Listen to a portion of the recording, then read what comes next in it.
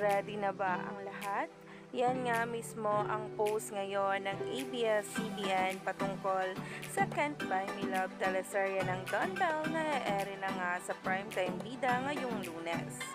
Kung saan nga ang ilang litrato ay kinumpara nga talaga nila.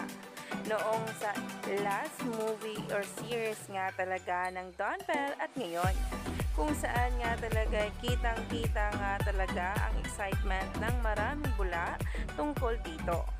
Kaya naman, sabay-sabay nating tingnan ang latest update ngayong araw tungkol nga mismo kay Donnie Pangilinan at Bel Mariano na ngayon ay nagtitrending na.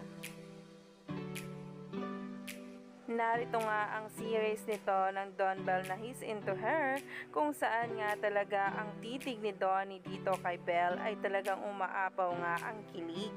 Kaya naman sa panibago nilang yugto sa kanilang first ever teleserye na Can't Buy Me Love ay talagang abangan nga raw ang titig na naman bilang si Bingo kay Caroline Chu, kung saan ay talaga nga namang magbabago ang ikot ng mundo sa kanilang buhay na kung saan ngayon ay dapat nating abangan.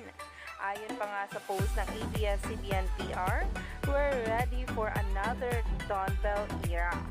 Catch hashtag Can't Buy Me Love 48 hours in advance starting October 14 on I1 TFC.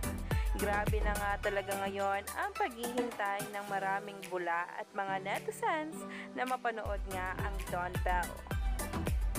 Kaya naman, stay tuned lang tayo for more updates tungkol mismo kay Donnie Pangilinan at Bel Mariano sa mga susunod na araw.